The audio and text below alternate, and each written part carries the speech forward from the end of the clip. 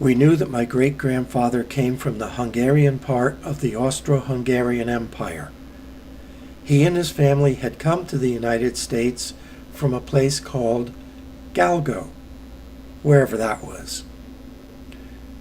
For years, several of us in the family kept looking through tons of old records for any mention of Galgo, without ever finding even the smallest clue.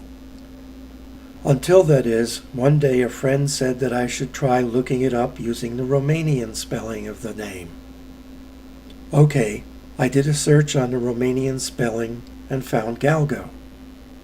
It was a district, not a town as we had originally assumed. That's why we could never find it. Now that I knew it was a district, I looked for the closest city so I could locate it on a map. The city was named Dais. On an old map, I found the Hungarian spelling of the town and did a search on that. And there it was. On page 406 of the 1905 edition of Baedeker's Handbook for Travelers for Austria-Hungary, in what was known at the time as the Grand Principality of Transylvania. We were Transylvanians. How could I not love that? I could legitimately put on all kinds of official forms that I am an ethnic Transylvanian. Years before, I had read Bram Stoker's classic novel Dracula, and at a later date chanced upon Florescu and McNally's In Search of Dracula, a book about the real inspiration for Stoker's vampire. So I already knew a bit about Vlad III Dracula, Voivode of Wallachia. What I didn't find out until later, however, was that Vlad III Dracula and I were distant kinsmen. No, I'm not a descendant. I'm what's called a collateral, which means we share a common ancestor. It would have been a lot more fun to be a descendant, but I'll take what I can get. One of the first things I noted about however many greats, Uncle Vlad, was that his life was like a cross between Jerry Springer and the Game of Thrones.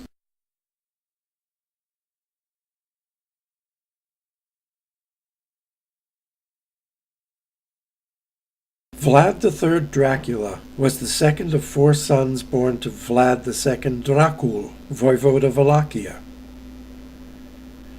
The elder Vlad was called Dracul, which is translated into English as the Dragon, because he had been inducted into the Order of the Dragon, which was fashioned after the military orders of the Crusades, requiring its initiates to defend the cross and fight the enemies of Christianity, specifically the Ottoman Empire, which was expanding into Europe. Thus, as the son of Vlad the Dragon, the younger Vlad came to be known as Vlad, son of the Dragon, or in Romania, Vlad Dracula. After the death of his father and older brother, the younger Vlad eventually assumed the throne of Wallachia under the name of Vlad III, and is known to have signed his name as Vlad Dracula. He eventually became known as Vlad Tzepes, the Impaler, because of his strategic use of that punishment. The term voivode has been translated as prince, or count, or even king, but is more accurately translated as military governor or warlord, which would make Dracula's proper title general.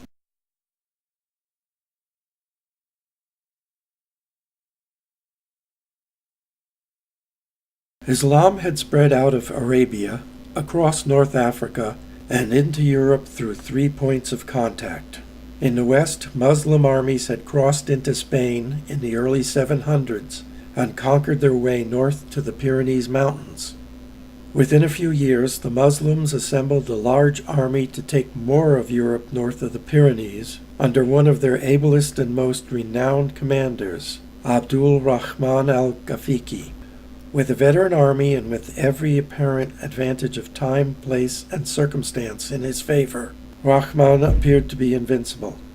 Yet in 732, at the Battle of Tours, in what is now northern France, a Christian army under Charles Martel defeated the invincible invaders, reversing everyone's fortunes in the process. By 1492, the Muslims had been pushed out of France and Spain, all the way back across the Straits of Gibraltar, out of Western Europe completely, and into Africa.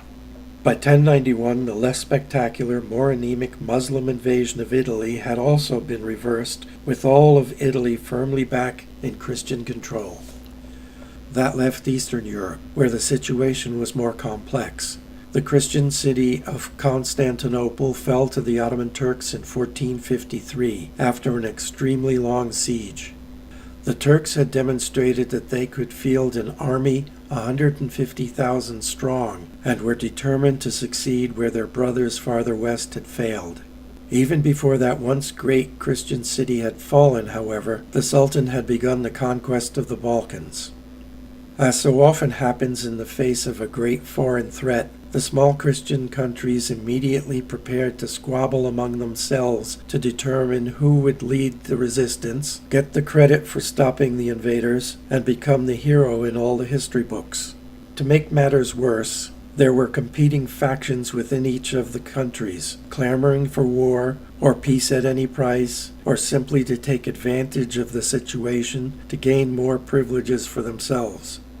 Wallachia, unfortunately, was squarely on the front line, making it the easiest and most necessary target for Turkish expansion into the rest of Europe. So, while the other major players on the Christian side kept squabbling among themselves, Wallachia had to fight the Turks alone. Keep in mind that all the players on the Christian side in this drama were related to each other, and there were many more players than there were titles for all of them to hold. So for generations there had been continual internecine fighting, with brothers and cousins repeatedly losing and regaining control over each of the small countries throughout the region. Moreover, the nobles and the merchants who formed the core of the middle class were continually switching sides in these squabbles to get an increasingly better deal for themselves. On the other hand, no one on the Turkish side was related to anyone else, and there was no doubt who was in charge.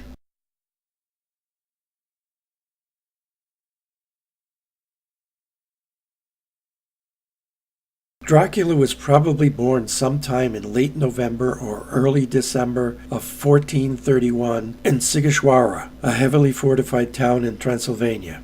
Most of the people living within the town walls were not native Transylvanians, but German merchants and craftsmen who had acquired special trading privileges that made them staggeringly wealthy by the standards of the day. When Dracula was about 5, his father Dracul seized the throne of neighboring Wallachia after the death of the previous ruler, his half-brother Alexandru, and brought his family to their new residence in Târgoviște, where he ruled under the name of Vlad II. Vlad II Dracul began his rule of Wallachia during an extremely turbulent time. His predecessor, Alexandru, originally took the throne by ousting Dan II, who at the time was on his 5th rule of Wallachia, having repeatedly lost and regained the throne from Radu II over the course of 7 years. Wallachia itself was in a difficult position. In front of it, to the south, just across the Danube River, lay an expanding Ottoman Empire. Behind it lay Hungary, Poland, and Russia, all of which also had dreams of expanding their power, if not their borders. Dracul was reluctantly forced by circumstance to deal with the Turks by paying tribute to the Sultan, thereby buying time to consolidate and solidify his hold on the throne against internal rivals, and also gain a degree of protection from his other expansionist neighbors, who weren't afraid of Dracul, but were afraid of the Sultan. The Sultan was well aware of the game Dracul was playing, and understood there was a strong possibility that the tribute would stop as soon as he felt secure enough in his position. At that point, Dracul would probably ally with the Sultan's enemies. Now, it happened that the Sultan planned to expand his empire into Transylvania in March of 1442 and make it another protectorate, like Wallachia. He ordered Dracul, who by then had been on his throne for about 6 years, to send assistance. But after meeting with John Hunyadi, voivode of Transylvania, Dracul decided to send excuses instead of support. That left the Sultan in a difficult position. He had to test Dracula's loyalty to make sure his excuses had been real. So he ordered him to come to court to sign a new treaty. Dracula and his younger brother Radu accompanied their father to the Sultan's court, where they were all imprisoned. Dracula was released rather quickly and returned to Wallachia, but Dracula and Radu remained hostages to secure his loyalty. Dracula was 11 at the time. 2 years later, Dracula supported Poland and Hungary against the Ottoman Empire during the Crusade of Varna, which ended in a decisive Turkish victory over the Crusader alliance at the Battle of Varna in November of 1444. Dracula was convinced that his 2 sons had been butchered, but neither Dracula nor Radu was hurt. The Sultan had other plans for them. As a result of the defeat, Dracula again acknowledged the Sultan's position and promised to resume the yearly tribute. John Hunyadi, by now the regent governor of Hungary, invaded Wallachia in November 1447 with the intent of replacing Dracula, who was nominally the Sultan's vassal, with a Christian ruler who would help fight the Turks. Dracula and his eldest son Micha were killed by Hunyadi's forces, and Dracula's cousin Vladislav became the new voivode of Wallachia. The following year, Hunyadi, with Vladislav at his side, launched yet another campaign against the Ottoman Empire, only to have his army annihilated at the Battle of Kosovo. For 6 years, Dracula lived in the Ottoman Empire, where he was trained as a soldier. The Sultan had a policy of using such hostages as puppet rulers, and intended that either Dracula or Radu would eventually become the voivode of Wallachia. Dracula, however, was his own man. During his captivity, he had used his time well. He learned how to speak flawless Turkish, how the Turks fought, and how they thought. While the Sultan's attention was focused on the latest Christian campaign, Dracula escaped and made his way to Moldavia, where Bogdan II, his father's brother-in-law and possibly his maternal uncle, had mounted the throne with John Hunyadi's support. After Bogdan was murdered, his son Stephen and Dracula fled to Transylvania to seek assistance from Hunyadi. However, Hunyadi had just been forced to conclude a 3-year truce with the Ottoman Empire and didn't have the ability to help. During their stay in Transylvania, Hunyadi had a strong influence on Dracula's understanding of military strategy and warfare. This meant Dracula understood in depth how both sides would fight a war. In July of 1456, Hunyadi gave Dracula an army and told him to defend Transylvania's southern border, while Hunyadi, along with the main body of the Hungarian army, went to Belgrade to defend it from the Turks. The Christian side won, but shortly after defeating the Sultan's army, John Hunyadi died of plague. The Sultan was retreating, Hunyadi was dead, and Hungary was in temporary confusion. To Dracula, that meant he was released from his word to defend the southern border of Transylvania. So it was with this Hungarian army, at the age of 25, Dracula took the throne of Wallachia.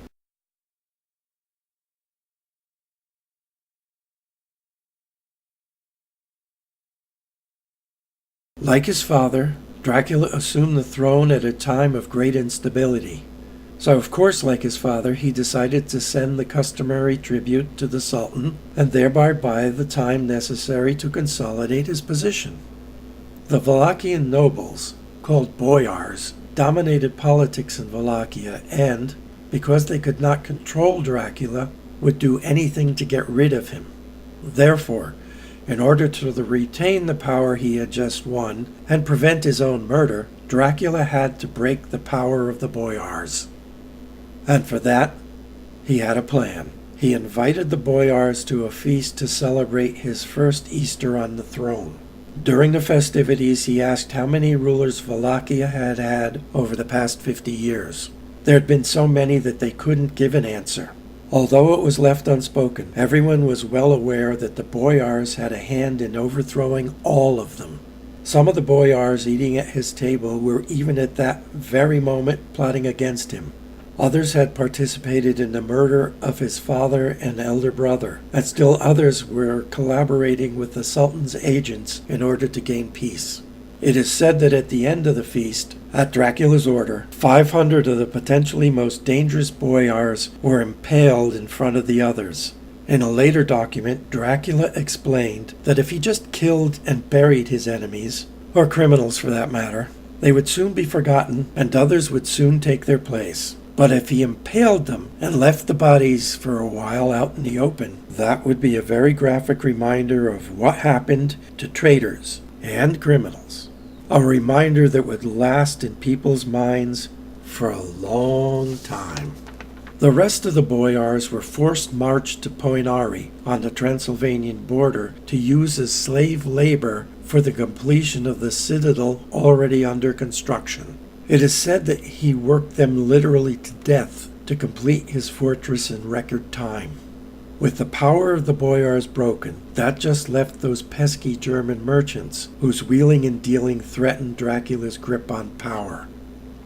Now it happened that the new king of Hungary had John Hunyadi's son and successor as voivode of Transylvania, Ladislaus, executed, thus starting a rebellion against the king.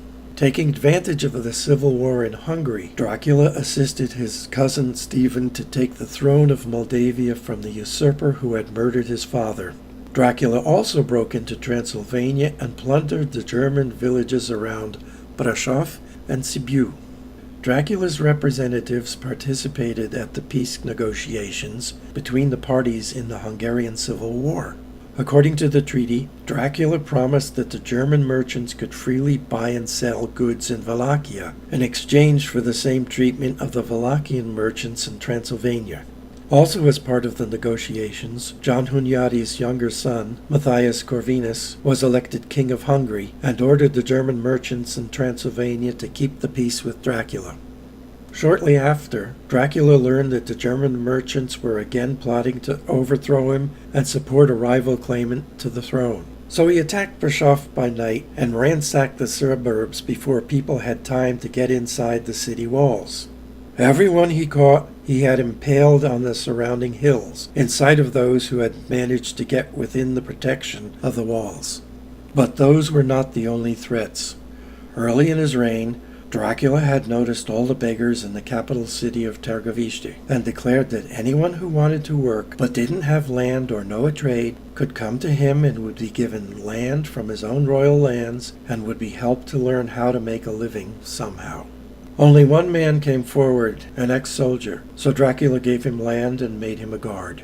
No one else took advantage of the offer, yet he continued to see beggars in the street. So having dealt with his two major problems, it was time to clean up loose ends.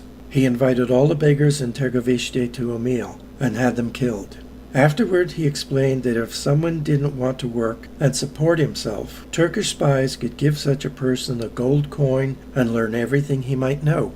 Our country is under siege, he said. We cannot afford to have someone betray us, even unknowingly.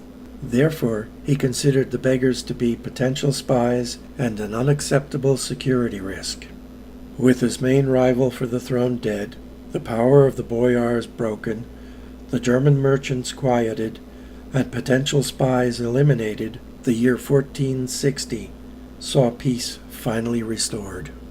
But peace was a rarity in those times. A group of Turkish envoys came to Târgoviște to ask for 300 Wallachian children, who would be taken to the Sultan's court, where the boys would be trained to be janissaries, Christian boys who would be taken and brainwashed into becoming loyal soldiers in the Sultan's army, and the girls would be used for sexual purposes. Dracula knew what they were after, so before they had a chance to ask, he told them to take off their turbans. The emissaries were well aware that Dracula had grown up in their country and knew what they were after, and warned him that the Sultan would not be pleased. Dracula pretended to be afraid, and said that he would arrange for them not to have to remove their turbans ever again. He then had their turbans nailed to the emissaries' heads. When the Sultan heard what happened, he sent an envoy ordering Dracula to come to his court at Constantinople. He also sent secret instructions to a couple of his agents to capture Dracula after he crossed the Danube and execute him. Through his own spies, Dracula learned the Sultan's plans, captured the agents, and had them executed instead. At this point, the Sultan was extremely pissed off.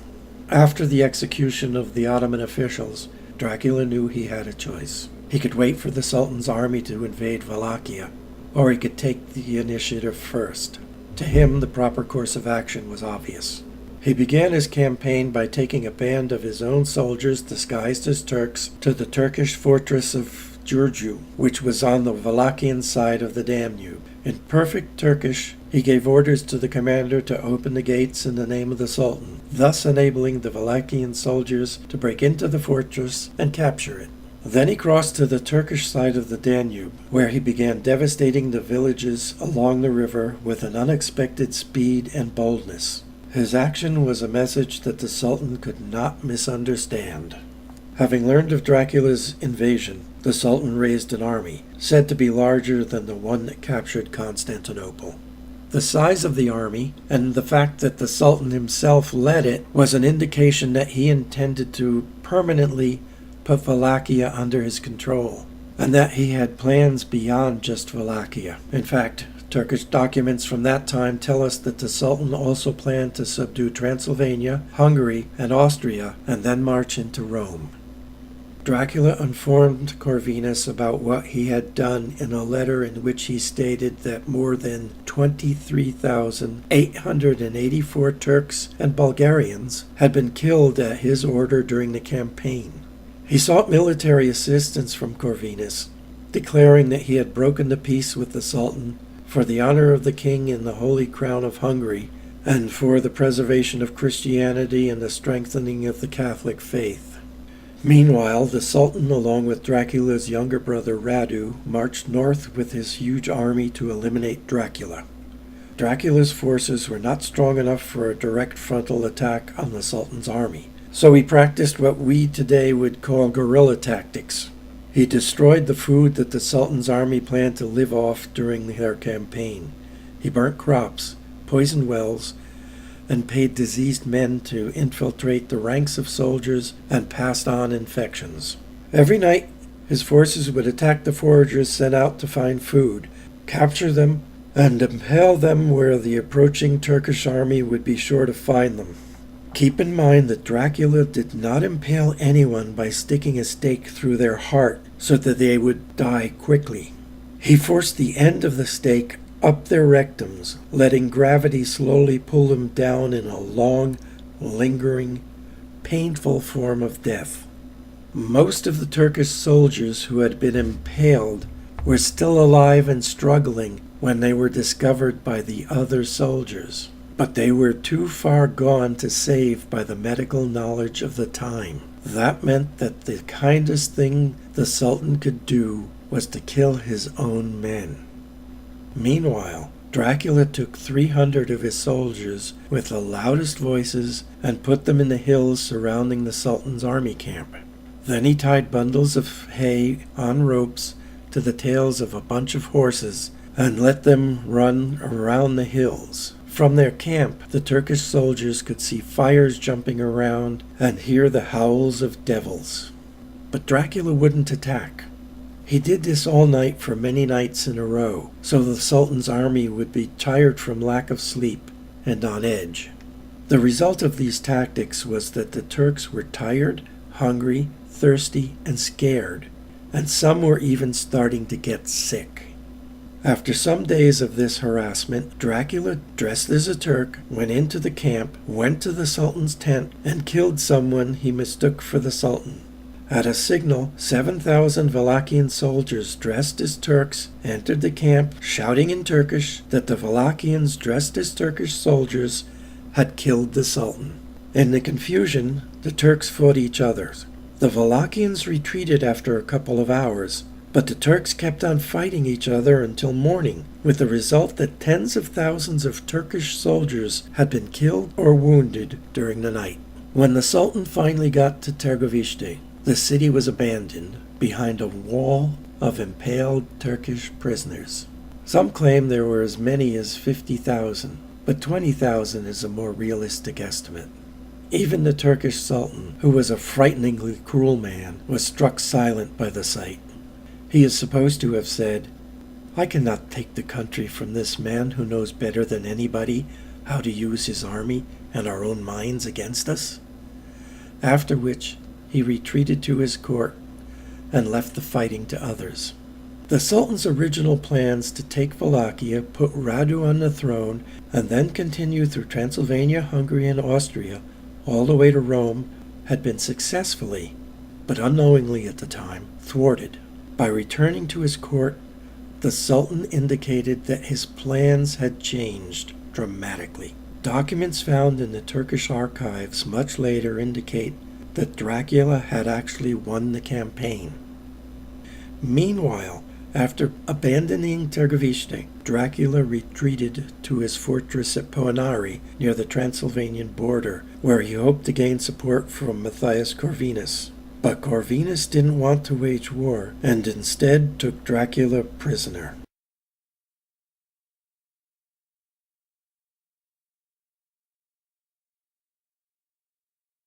If Dracula had essentially won militarily, a second punch could have entirely destroyed the Ottoman army and the empire in Europe. So we have to ask why Corvinus prevented the final blow. It seems he couldn't leave Hungary because he was in a precarious situation. Sound familiar? The Austrian king was waiting to invade, and his own nobles, his own boyars, didn't support him. If he left to fight the Turks, he would have lost his kingdom. Even, however, accepting that he couldn't himself leave, he could still have given Dracula the money sent by the Pope to help finance the war, so Dracula could raise more troops. Unfortunately for Dracula and for the rest of Europe, Corvinus had already spent the money sent by the Pope on himself. To provide an explanation for Dracula's imprisonment to Pope Pius II and the Venetians who had sent the money, Corvinus presented 3 letters, allegedly written by Dracula, in which he offered to join his forces with the Sultan's army against Hungary if the Sultan restored him to his throne. Even in Dracula's day, the letters were seen to be bad forgeries.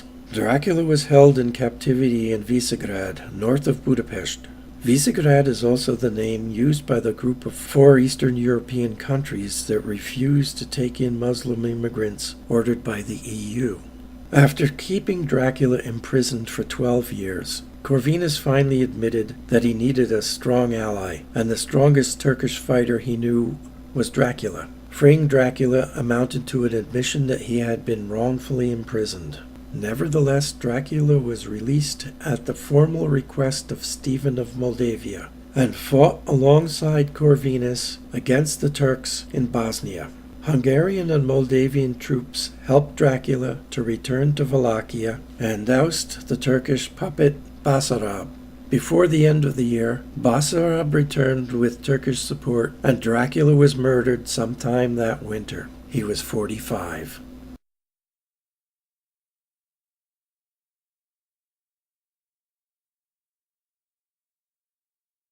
Ironically, a few short years later, the Sultan himself became ill while on campaign and died, probably from poison. He too may have been murdered by a rival claimant to the throne, his own son. Like I said, Dracula's life was like a cross between Jerry Springer and Game of Thrones. In a nutshell, Dracula was no fan of the Ottoman Empire, but his younger brother Radu was. So the Turks were ready to support Radu's claim to the throne and make Wallachia a protectorate. However, because their father had not been part of the Christian coalition, and because both Dracula and his father had paid tribute, even if only out of necessity, Dracula's motives were suspect. Ironically, both sides, Christian and Turk alike, were suspicious of Dracula, which meant he had to be particularly strong to keep the throne. Yet that very strength made both sides fear him. The Russian, Polish, and Hungarian rulers wanted to be the leaders of the anti-Turkish coalition and were continually intriguing against each other. Add to that mix a strong peace faction who were ready to pay tribute, hope for the best, and work to overthrow anyone who disagreed with them, and you can understand why the constant squabbling took an immense toll on the Christian side. Got that? So, here we are, 5.5 centuries later. We still lack leadership that is concerned with the public and not just with themselves. Europe is still fighting what many see as a Muslim invasion. The Germans are still siding with the Turks for their own benefit, and the group resisting the invasion, the Visegrad Group, are still on the forefront of what they see as the defense of Europe and Western civilization. But there's more. Back then, printing was new and still in the hands of a small group of Germans. The German-dominated press turned against Dracula with made-up stories. Fake news. Not because he was evil, but because he had put the needs of all the people above the wants of the German traders who owned the presses, and liked to think of themselves as kingmakers. The good guys. If all this sounds familiar, that's only because it is. It was the philosopher George Santayana who famously wrote, "Those who cannot remember the past are condemned to repeat it." Apparently we forget too easily. It's that simple.